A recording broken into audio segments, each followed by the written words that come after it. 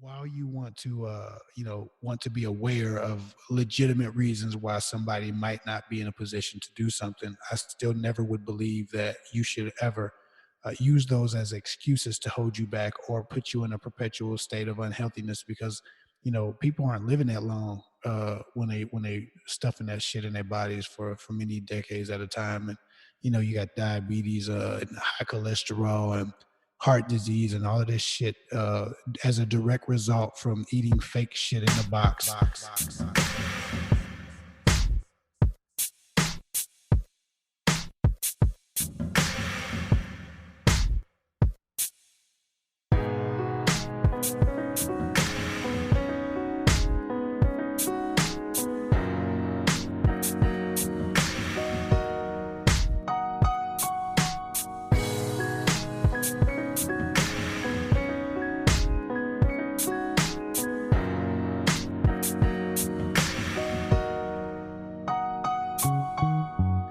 What's going on, family? Welcome to another episode of the Fatherhood Village Podcast, the official home for proud fathers and mentors. Hey, glad you can make it in with us. We got another great topic on the way for you. Today was something I felt was very necessary for us to bring up: nutritional health. What are we consuming? What are we providing for ourselves and our family? What's in the food? That's a big thing that I've been thinking about a lot more, I'll say in the past 6 months, more consistently, kind of just trying to find out, are we setting the right foundation? Are we providing the right things when it comes to nutritional health for our children? So I want to say, I want to start off by saying, answering a couple simple questions that kind of lead into this topic. What are the fundamentals of life? What are the essentials to existence, right? For living organisms, things even before humans, they survived off living plants, things of that nature, those different signs of life. It wasn't that complex of a, story, when it comes to an explanation. It wasn't something that I don't think I thought of until I came across a couple YouTube channels that I watched. One being, I told you before, Kev, I used to watch, or I still do, Dr. Boyce Watkins. Yeah. And then he had referred to a guy by the name of Philip Scott, and he had a channel called I believe it was the African Diaspora channel. I might be screwing that title up, but it was something along those lines. And they were doing some, I guess, affiliate type marketing, and they were referring to other channels and things of that nature. And from the Philip Scott show, or the other one I mentioned, there was a topic about health and food and things of that nature. And they brought up a guy named Nathaniel Jordan, who he proclaims himself as the minister of wellness. And once I started watching his videos, just out of this pure curiosity, he really got me to thinking, what are the things they put into our food? What are the things that we don't really pay a whole lot of attention to when we're shopping in, the markets and grocery stores? What are the ingredients on the back? What are nutritional facts? Do we really pay a whole lot of attention to that, or we just take it for face value and fill up the grocery cart, and whatever looks good, that's what we decide on? So, and he got us to thinking about, or at least myself, I think I let my wife listen to some of it, but how a lot of these things are linked to cancer, linked to all these cardiovascular diseases, the obesity, high blood pressure, all these things, and everything connects and has a root cause of the foods, what we intaking, what are our bodies processing, these cancer causing chemicals. And like I said, a lot of things we don't pay attention to, or from our past being in school, what are they telling us that's a formidable diet to have? What's that food pyramid, things of that nature?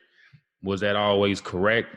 Has, I think with us having a topic or discussion about the school system earlier, I think a lot of this stuff should have been changed a long time ago with the added information and the research studies and things as far as facts to back that those type of things up. Like things have evolved, information has changed, things, there's things out here challenging old thoughts and old ideas. So um, you know, I just wanna say that before we all kind of fell into the idea of, get your meat, get your vegetables, and have your fruit, and that was it. We really didn't go into why, or we didn't go into, okay, what mattered as far as should we just be worried about protein, sourcing protein, or really should we be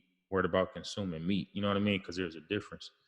What matters more? So, um, but yeah, man, I know for us as a family, with me doing the added research and looking for information, looking for more answers, and continue to ask myself why we the last 6 months we kept turning away from meat intake, from animal flesh and things of that nature.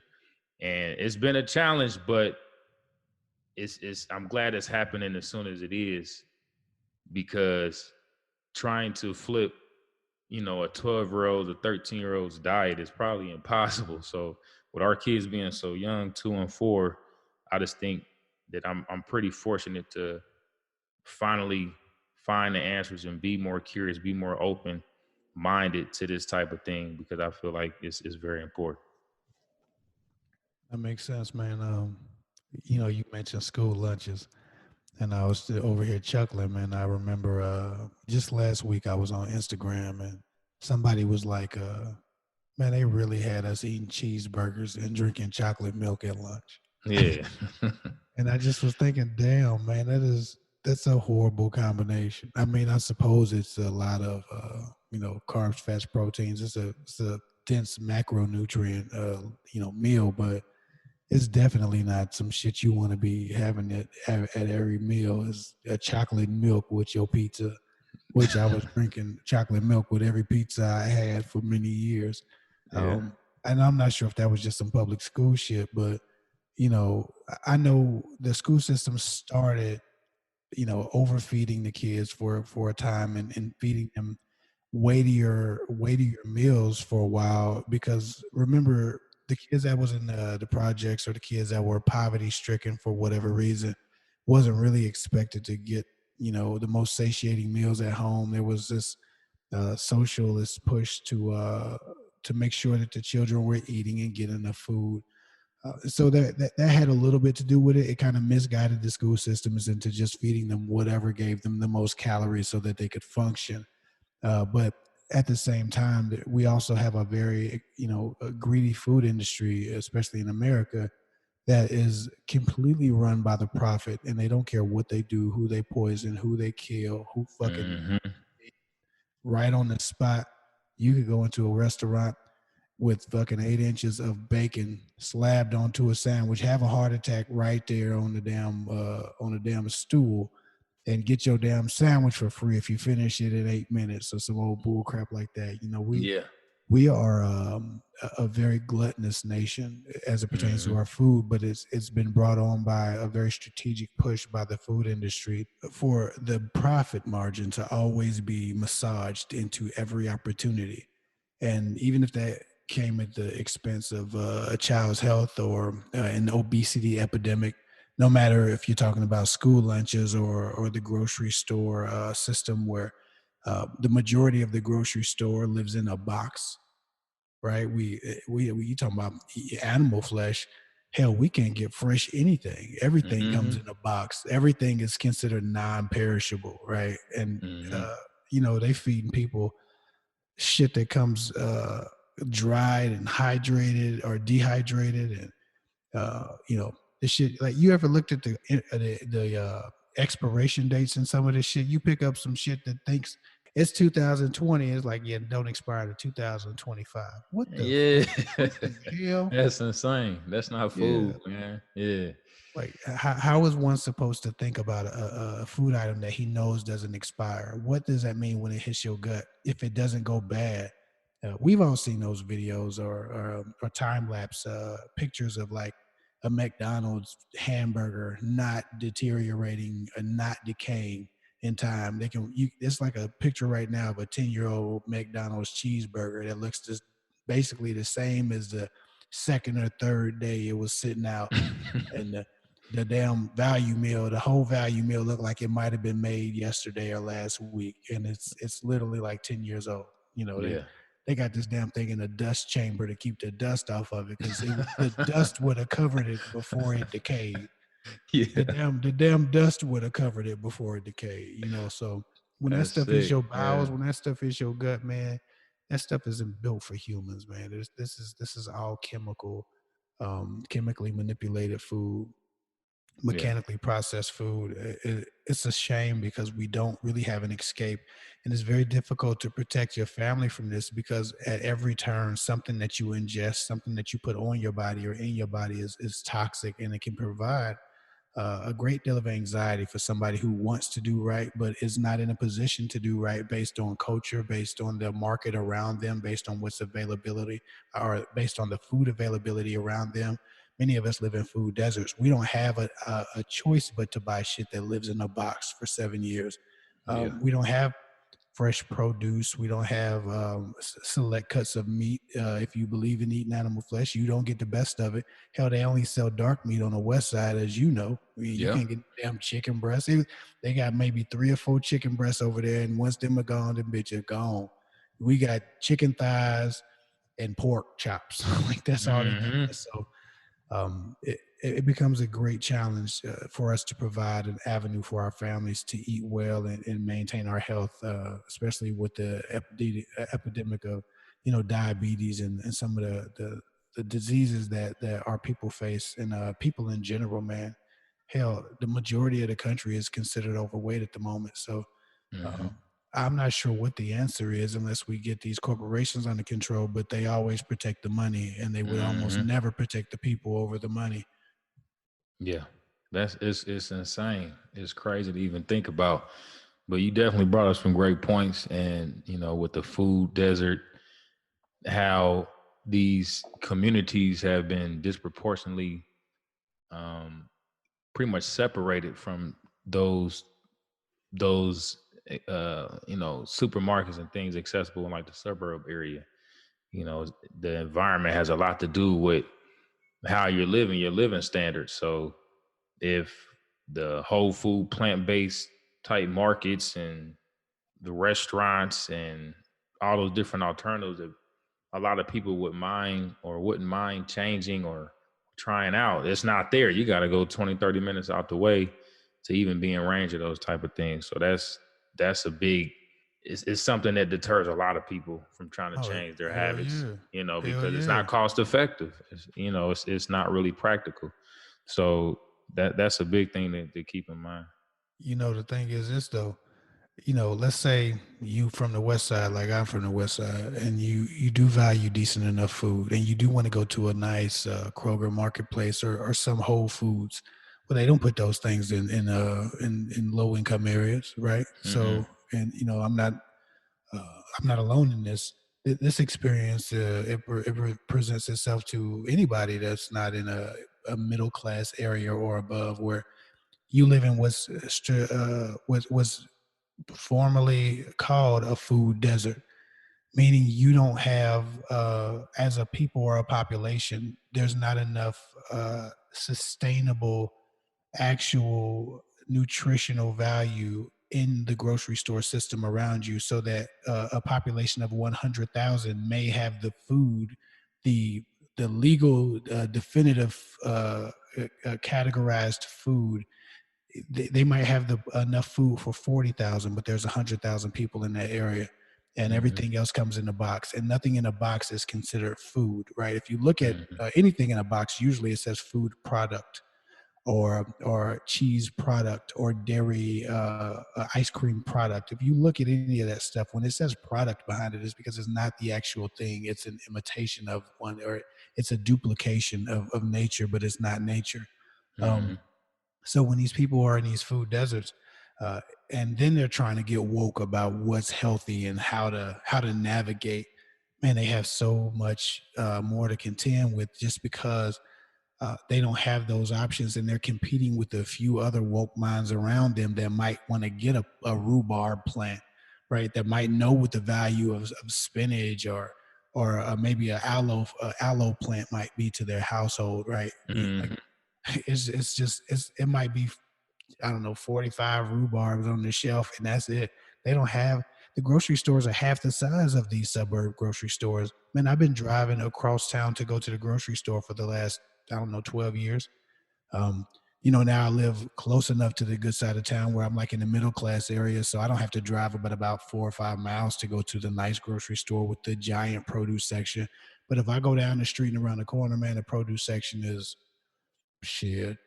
I don't know, about my closet, like the produce. Yeah, It yeah, may be like my living room, maybe a couple of my living rooms put together. It's just not big enough to feed a population of however many thousand people are on this side of town.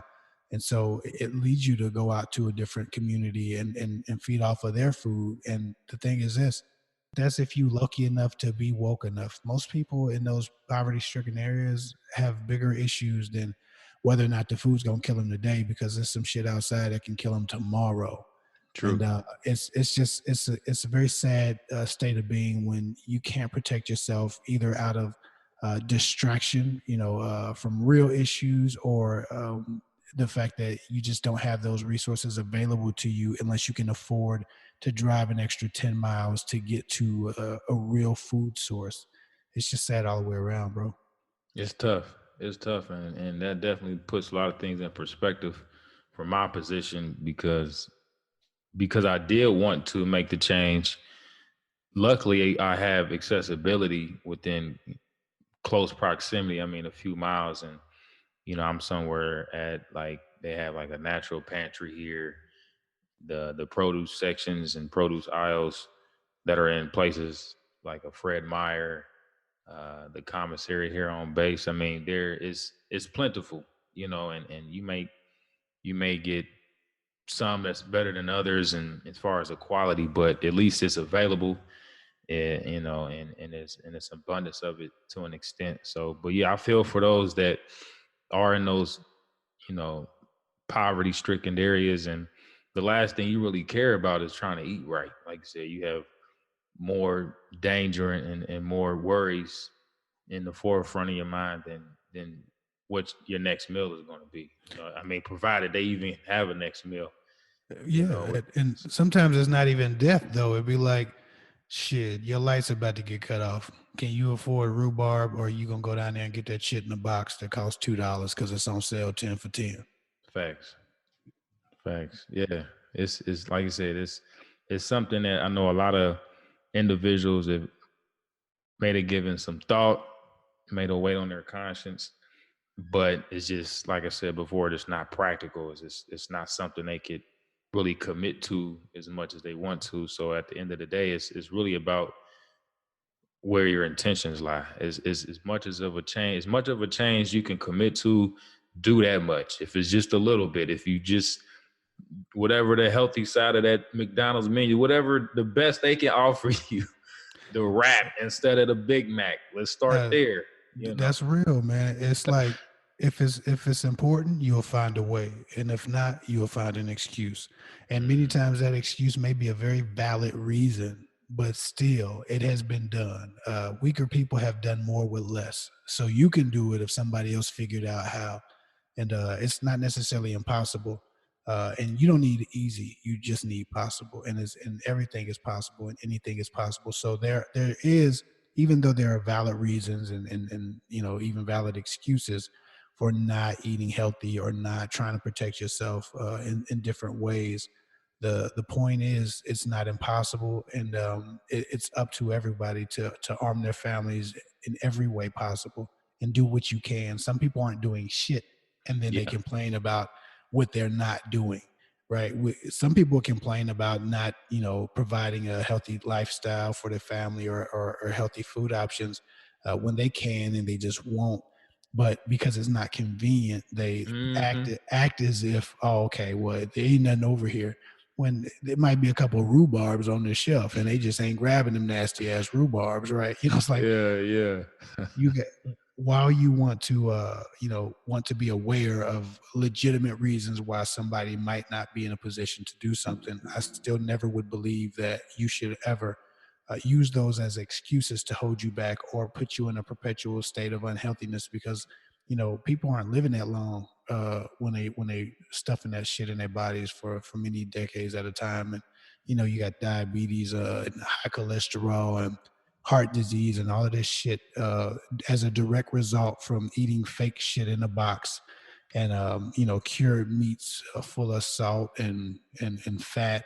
It's just it's a shame that there are so many deterrents from eating healthy that makes sense.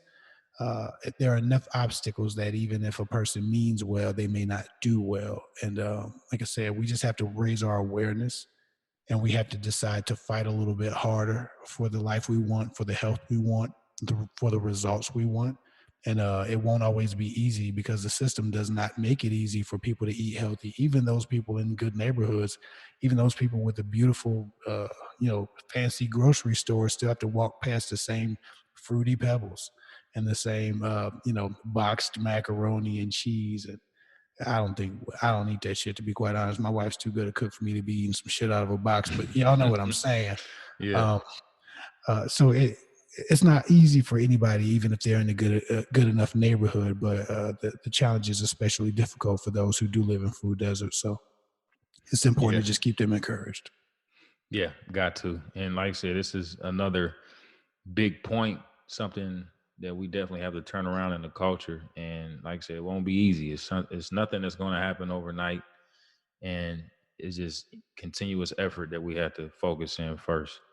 But um, but yeah, to go back to the type of foods that surround a lot of our communities, man, and it's by design, obviously. And and it comes down to food addiction, those different cravings that we have because of I mean the Yeah, I mean it has a lot to do with what's in the food. Like, you know what I mean? yeah, it's buddy. it's it's like it's like literally drugs in the food, man. Well, the shit they used to put Coke in Coca-Cola, they might as well still be putting it in there because people are addicted to it, and other shit like that. You're right, bro. Yeah, yeah, it's real. Like I said, when it comes to being in a capitalist society, what's going to draw in more customers? What's going to continue us to revisit? What's going to bring us Sugar. back? You know what I mean? Yeah, the sugar, Hmm. salt, and oils, man. It's Man, I watched this documentary on Netflix, and it was just this sugar documentary about how they put sugar in everything, even shit that ain't sweet. You be looking at stuff like, oh, it's low fat, and low fat just means high ass sugar. mm, And when they say low ass sugar, it just means high ass fat. Like you not winning with none of these zero. All of this stuff is mm, just mm. crap. And then when you get away from zero, when you get into 0 calories, now you got an influx of chemicals that you're not supposed to be ingesting that have carcinogen properties. um, Facts. is really crazy. The methodology used to keep people addicted to food. Speaking of food addiction, man, I know people who are addicted to McDonald's, who are addicted to cake, who are addicted to ice cream, who are addicted to sweets. Like my body, if I get out of control, my body will call for like a donut stick, like a little Debbie donut stick every morning at 8 o'clock. And Yeah. shit, I most days I may go to the donut stick, right? I've convinced myself that I'll look at it and be like, oh well, I need the carbs today. I worked out yesterday. Like my nigga, you definitely don't need the donut stick, fam. at You need no a point in time. right. You need a cup of oats, bro. You don't need no donut stick. So Yeah. food addiction, I'm sorry, is very real, but also food allergy is too. The body doesn't respond to some of that shit the same way for everybody. And we hear about gluten allergies and stuff like that, but there are a lot of things that the body is allergic to across the board. Different ethnicities have different nutritional needs. And, Hmm. some people are allergic to corn, some people are allergic to dairy, some people are allergic to the casein protein in eggs, some people are allergic to whey, other people are allergic to wheat, some people are allergic to gluten, which is a wheat protein.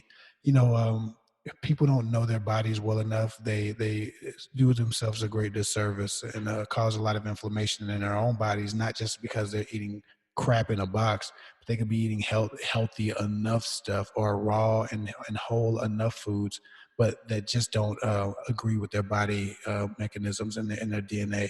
So that's also a concern that we found with my wife. She found out she was allergic to half of the shit she was eating, and when Mm. she doesn't take that stuff in, she's not lethargic.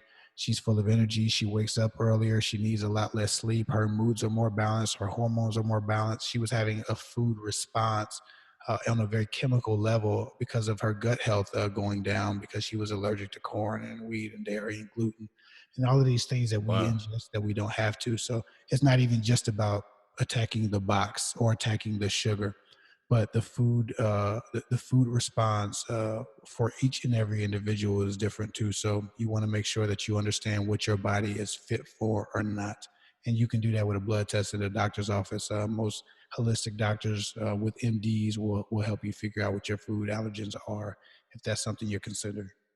Yeah, definitely. And to actually go on to your point and to add to it, holistic doctors. That's something else I think we don't have enough access to, or they're not accessible enough. We a lot of us, either don't have the. 'Cause I think I was gonna say insurance, but I believe holistic doctors, some insurances may not cover that. No, you got to be. They have to be for most insurances to cover them. And I know because my wife's head doctor is a holistic doctor, but she's an MD who finds holistic medicine to be more effective. And so while she's an MD, the insurance covers her no problem. She works out of UC, but they don't realize that all of her methods are holistic, and she doesn't have to hide it because she's accredited. She's an MD, but Okay. her first methodology to treat a patient is to get their nutritional health in order. So she starts with the holistic diet, and then she starts with holistic medicine. And when holistic medicine doesn't do the job, at the very last resort, she starts prescribing medications. But you could be with her for years. So far, my wife's been working with her for 3 years, and we never gotten a medication from that woman. She just takes out a food item and says, "How does this work?" And usually, the shit works well. Bet. That was something I was speaking to my wife about, and just want to get her more of a consultation because of her autoimmune disease and her thyroid disease, things like that nature, hyper and hypo, and she wants to do it her way and research and find things on her own, but just getting that holistic consultation I think is much needed, and just for a better recovery and for her to be in better mood as you said with Ashley. So but yeah, it's important. We gotta think outside the box, do it, and at the end of the day, in a nutshell, we gotta do the best we can with what we have. That's all we can really put forth. And Keyword best. yeah, yeah, and you gotta commit to it. Get your family involved, hold each other accountable. Because, like you said, you're gonna have temptations. They're gonna be there. Every time you look at your phone, you go down the street. There's fast food restaurants everywhere. And they're not going anywhere. You know, they're gonna be there. So you have to do what you can to avoid it. To uh, think differently about it. And if it takes looking at these videos on YouTube with the insane type of conditions that these animals are in, these cage animals, and the way they slaughter and butcher these animals, and what they eject into them. They pumping up these chickens and these pigs. They looking crazy. Like Arnold. They looking like Arnold. Yeah, Yeah. the damn chicken look like got biceps and triceps in the six pack. Right. You know what I mean? World's strongest pig in the neck, you Uh, know. But it's tough. It's something that we have to continuously get better at as a community. We have to hold each other up, man. Like I said, with us as the fatherhood village, man, we trying to, connect with all kinds of men and leaders around the community, man, and make everyone aware, get the conversation out there. That's how we started. We just want to spark that conversation, and so that's what we're doing with this subject as we do with the others, man. So, but the other thing, kind of aside from what we congest, is also the products we use on our skin, our hair, dental hygiene, all these things. We have to look a lot closer at, and just kind of, just take a step back and like, what are these things that I'm using? What I can't pronounce this ingredient. Why am I using this? What are some? Let me go on Amazon. You know what I mean? And do some research, see what I can get shipped, because, like I said, being in those food deserts, some things you may have to, have outsourced.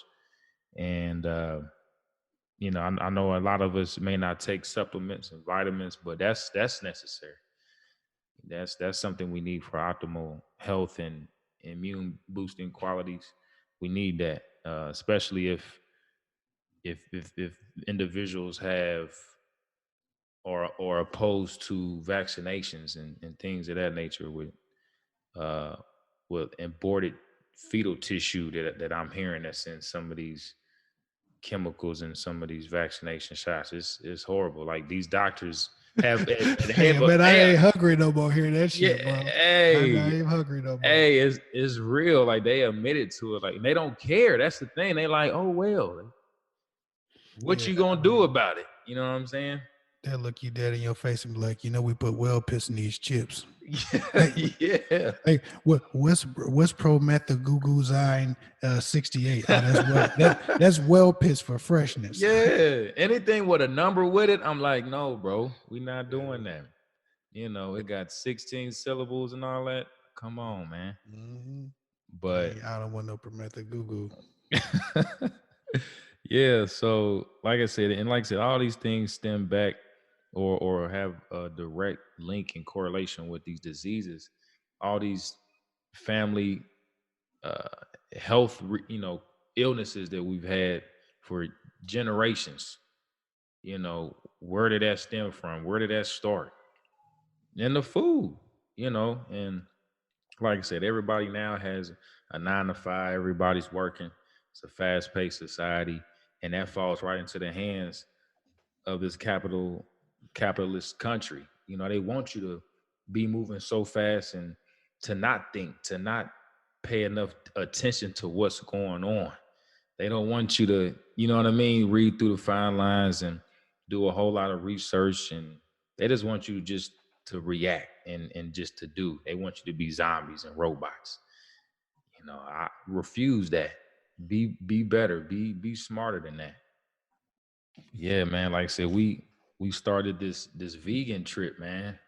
We going down this vegan path. We started in January, and this is actually my second attempt. I started, and I think my first attempt was in 2017, and I watched no, it was on Netflix. I think it was What the Health. Have you seen that? No, I was watching that sugar one back in that 2 years ago. When you was watching what the hell? I was watching the sugar one, and I cut sugar out for about maybe 60 days. Man, I felt so great. Yeah. Uh, that vegan shit, man. I did that for 2 days, and It's I know I tough. had to try again, but damn it, I didn't get it Yeah. right the first time.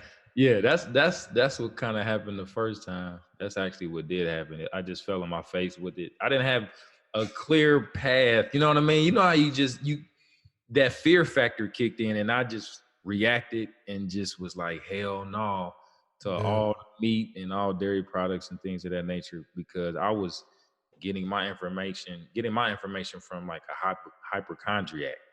So he yeah, had me, you know what I mean, tripping out. So without a clear sense of what I was doing, without reading enough information and just being very aware of and having that knowledge to back up my decisions, I fell on my ass, and I didn't have anybody else rocking with me. So it was just like, okay, well, it ain't for me right now or whatever. But it never really left my conscience as far as like, okay, you know, I think I made a few decisions to, alternative decisions as far as including vegetables a lot more often in the diet, salads. And I always been a huge fan of water. Like I don't do pop and high sugar drinks and things of that nature. But this time around, like I said, I had the added information. I had somebody to watch on YouTube and understand and do some fact checking on him to make sure, I wasn't being led astray and down the wrong path. So, I got the family behind it. They slowly but surely have, followed in my footsteps. And like I said, the kids, they enjoy it. They're not talking about, hey, I want some chicken nuggets, or hey, I want a burger, or, they're not saying that, not saying they wouldn't have it if it was offered, but it's not like they actually miss it to the point to where they're voicing that and they're Yeah. giving you a hard time about it. But I know a lot of people probably saying, "Hey, I ain't doing that rabbit food stuff." Don't get it, don't get it twisted. I like my food to taste good too. You know what I mean? Like, let's. I'm not out here just eating tree bark and grass. You know what I mean? It's not. Yeah. It's not that, but it's because my wife, she bought me this whole food plant based diet book that had tons of recipes, and it explained everything. It gave you a lot of information, a lot of things that have been tried and true. And, it looks good. We tried a lot of it, and a lot of it's panning out. Some things we failed on. We're in the kitchen like chemists. We trying all kind of things. Yeah. What pairs well with something, some things, like I said, we failed on, didn't work. All right, scratch that. We move on. But yeah, it's like I said, it's a challenge. I was up for it because I knew even instantly it changed my mood. My Yeah. energy was up. Like you said, a lot of things that your wife um had saw a difference in. That's what I had. You know what Yeah. I mean? I'm up with the kids. I'm live. What's going on? I'm right with it. I'm working out. Like I can, experience more strength on that end. But You gotta get past that first couple days, man. You ever yeah, seen that? You ever seen that show on Discovery Channel, Naked and Afraid, where yeah, they ass naked trying to survive in the woods for that's 22 days? that's Man, crazy. I might as well been on that show, man. I was crawling around on the floor at the house like, damn, I need some meat.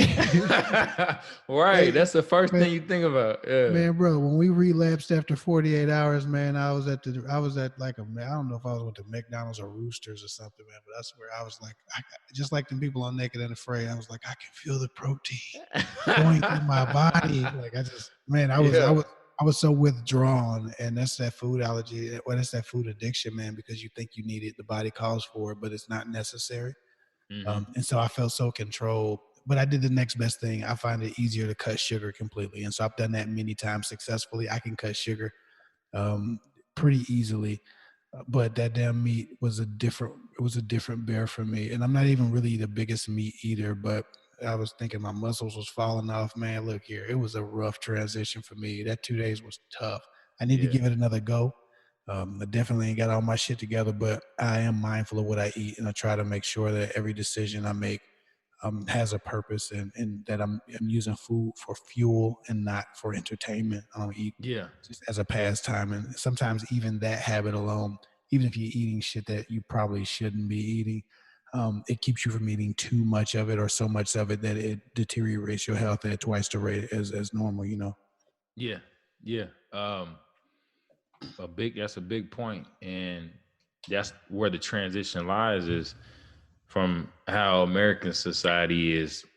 We live to eat, but in reality, we should You be eat to eating to live. live. Exactly. Mhm. So, once we start to understand that, and that's something that the gentleman Nathaniel Jordan that I spoke of earlier, I mean, he has a lot of videos actually with a lot of different information, but and he's actually the understudy of the medical doctor Joe Furman, and I actually get my supplements from his website, all whole food, plant based supplements, high quality stuff. But like I said, they definitely key in on the fundamentals of eating to live, and they walk you through it. The Dr. Furman guy, he has he has like health retreats, I believe, that he holds, and it's all kind of benefits he has if you sign up to become a member. And so definitely, just I just want more people to be aware. Just do some reading, just look into it. That's kind of where it starts, and that's where it started with me. It didn't stick to me until I read about it, found new information, and in some of those old habits I started questioning, like, why am I doing that? Well, that don't make sense. Why do I continue to, you know but yeah, so like I said, all these harmful things, man, in these foods, we got to pay a lot more attention to, especially when we have children, man. Like, I'm not questioning anybody's love for their children and what they would do, and how they would protect their children. I just know that through generations, man, and it's in our culture, it's tough to break out. So, Absolutely. like I said, I would just challenge, all of our parents out there, just look into it, read it, see what changes you can make today. If it's small, cool. You know what I mean? Whatever you're able to do, just understand the repercussions and you know, uh, the negative effects that you're causing if you don't, decide to make those changes, man. So My kids are having a different type of challenge right now, so I haven't been able to implement some of the healthy changes I would like to because they're still too young to negotiate with. I got a 5 and a 3 year old, and both of them had texture aversions, and so it's very difficult to convince them to eat almost anything that they don't want to eat, let alone switch their diets to a place that would be more healthy, but would involve a lot more challenging textures because leafy greens and certain vegetables, cooked or uncooked, are a very much more distinct texture than you know the pudding he might like, or the baby food, or whatever kid like food that they might be ingesting. So I'm waiting for an opportunity, and I'm seizing small opportunities here and there to add to their diet things of value. But for some of us, it takes a little bit longer because kids are very, very picky eaters, and my kids are extremely picky to the point that they've been diagnosed with whatever that shit's called, the texture aversion. So yeah, I'm waiting for the day where I have a little bit more pull, and they're a little bit more negotiable with the things they would eat. And as we introduce new textures for them, I will hope to provide them a means that they could have a more healthy diet. Right now they do okay, but right now we're giving them the options that they present us because we need to get stuff in their body. Like, we're always watching their weight. Noah's skinny as hell. He's got my body, and he doesn't want to eat half the shit you put in front of him. So right now we're just trying to keep their weight up. And so you get put in a different position. So a lot of parents have a lot of different challenges in making sure that their kids are eating healthy and that they're providing a healthy culture. So again, it's not impossible. You don't need, easy. You just need possible. And it's possible to always do just a little bit better, and in time make those gradual changes, because some people aren't disciplined enough, and aren't in a position where they can make that change overnight. But every one of us can do a little bit better, and that's the whole point of this thing, is trying to make sure we do better for our families. yeah, yeah, definitely. That's a big one, like you said, with having a texture version. I think our son kind of deals with a little bit of that. I don't think he's terrible, and I'm not sure if it's going to get worse or any better. So, but I think the more that he sees us and his sister, eating certain foods, liking it, wanting more of it, I Mm, think he'd at least try it. He may not yeah, finish it, may not eat it all, but at least the effort is there. He's not too afraid to try it, or hey, this isn't like this one, so I'm not giving it any time. It's right. not touching. It's gonna stay off my plate. I'm pushing that off the tray. uh, but like I said, it's something that I don't think, like I said before, it's just something we had to pay more attention to, man, and just kind of slow down with what we're doing, and think about the future, think about our kids' future. If we can't get them to them, if we can't make those changes with whole foods and things like that, let's try it with different vitamins. Can we crush up some things, or some things we can get into their water? That's what I do for my youngest son. I crush up his vitamins. I hide vitamins in the bullshit that he insists on eating sometimes, because we haven't found certain textures that are healthy enough. They're all healthy. He eats relatively healthy. Even it's just the same things over and over and over. So because he doesn't get the food variety, I crush up vitamins in his food. I got a grinder. I grind everything down into a fine powder, and I add it to his food so he doesn't know he's eating them. But that's how I've helped him a little bit. But boy, it's a challenge with these kids, these damn old kids. Man, I'm telling you, every day they undefeated out here, man. So, but this episode was definitely a good one, and this is something that we're going to lead into some other topics that stem from this, things that root from having a better nutritional conscience of health, things that are affected if you do or don't have a great practice of nutritional health, that being the physical side of things and leading up to the mental and spiritual side of overall health. And we'll get into those here in the next coming episodes. But this was a great one. This was a great one. I'm glad we hit on this topic. Me If too. any of our listeners, if you're well inclined to do so, leave some comments about some things that you made changes on, what your intentions are. What do you intend on changing with your diet and your family's diet? And just let us know what topics you think we should come up with next, with some things you wish for us to speak more on, get our side, get our take on. But as always, you can reach us at Twitter. We're at the hood. Excuse me. I'm about to say the hood. We in the hood. In the hood, bro. We're, We in the hood, bro. yeah, check that Fatherhood News on Twitter, on Instagram. We're at the Fatherhood Village, and on Facebook, you can look us up at the Fatherhood Village as well. We'll be on YouTube very soon. We're on all major streaming services that provide podcasts. We're everywhere. We're places I'm not even sure I even heard of. The interwebs have us now. So, like I said, reach us, follow us, share our content, and yeah, man, let's make this thing big. But as always, it's Dale Holloway. That's Kev Hick. Peace and love. Peace and love, baby.